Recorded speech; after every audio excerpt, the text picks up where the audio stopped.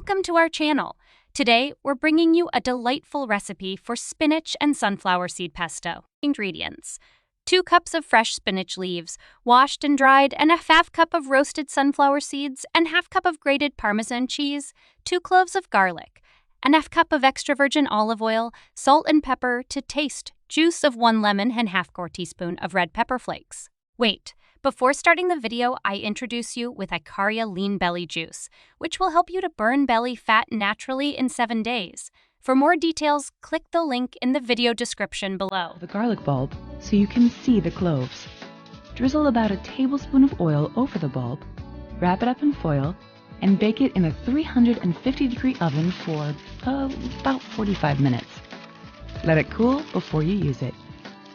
While the garlic's cooling, toast 3/4 of a cup unsalted sunflower seeds in the hot oven for about 3 minutes until lightly browned. Blend 1 pound of spinach in boiling water for 30 seconds. Then put the spinach in a colander and plunge it in the ice water. Be sure to drain well.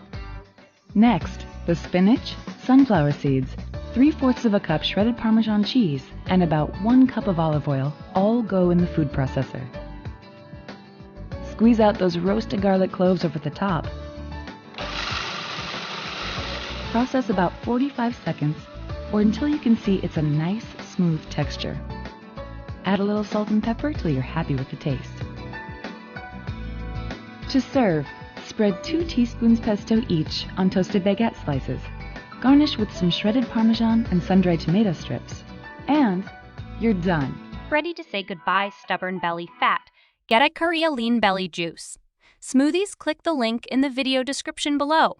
If you enjoyed this video, don't forget to give us a thumbs up, subscribe to our channel, and hit that notification bell. Thanks for watching.